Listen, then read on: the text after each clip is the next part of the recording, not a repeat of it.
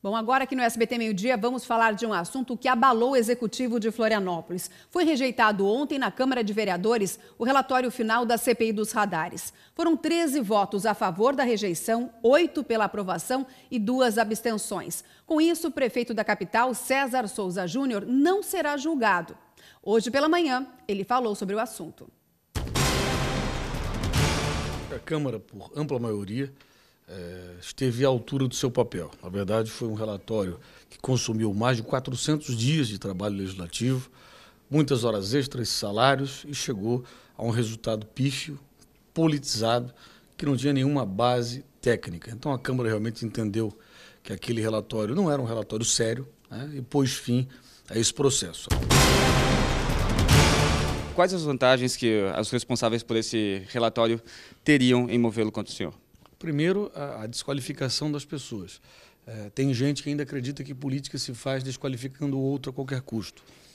O relatório foi relatado, ou seja, foi escrito por um vereador que é condenado por corrupção pela justiça, no caso de compra de votos.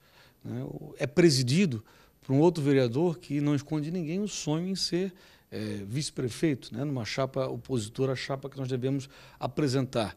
E, para mim, causa espécie imaginar que os dois vereadores, com esse currículo, consigam chegar a conclusões que nem a Polícia Federal, nem o Ministério Público chegou.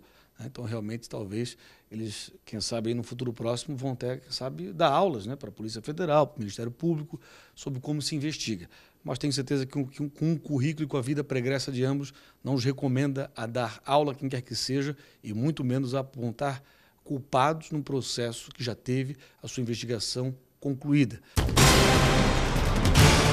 O senhor pretende, então, entrar na justiça contra eles? Certamente com ações cíveis e criminais. Já antecipo aqui que eventuais recursos que venham de reparações cíveis vão ser encaminhados ao Cantinho dos Idosos, a outras entidades. Meu objetivo não é obter recursos desse processo, e sim reparar a honra, reparar a legalidade, inclusive também com processos criminais.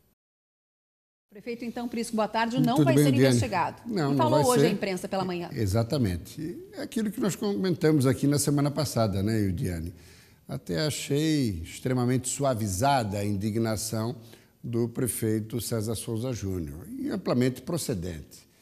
É aquilo que nós colocamos. Não se falou sobre cassação de prefeito ou alguma coisa arrolando o prefeito, nem no Ministério Público, nem na Polícia Federal, consequentemente, também não na Justiça. Daí vem a Câmara com essa solução. É lamentável, porque isso leva ao descrédito da classe política, e especialmente dos mandatários, dos detentores de mandato, na medida em que tentaram, de alguma maneira, uma manobra capaz de encurralar o prefeito, que nem candidato à reeleição em cima do processo eleitoral. Acho que os vereadores da CPI perderam uma grande oportunidade de ter um pouquinho mais de juízo. Fala da economia do país também, Prisco? Sem dúvida. A economia do país é delicada. Saltou aos olhos a notícia do próprio presidente Michel Temer de que o déficit de 2017, que deverá ser definido entre hoje e amanhã, poderá chegar a 150 bilhões de dólares. Desse ano, 170. Ora, a expectativa do mercado, do empresariado, é que no ano que vem não batesse nos 3 dígitos o déficit.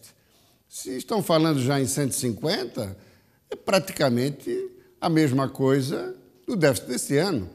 Ou seja, então a economia só vai começar a rodar e responder mesmo em 18. É preocupante esse dado. Mais preocupante ainda é o verdadeiro pacote de bondades, que totalizam aí 130 bi, que já estão dentro de 170. Ou seja, o governo interino já jogou 170 para botar isso tudo dentro. Como? Os quase 70 bilhões de reajuste dos servidores, que não era momento, os 50 bilhões do acerto com os estados, os 5 bilhões do reajuste da Bolsa Família e os 3 bilhões excepcionais que foram encaminhados para o Rio de Janeiro.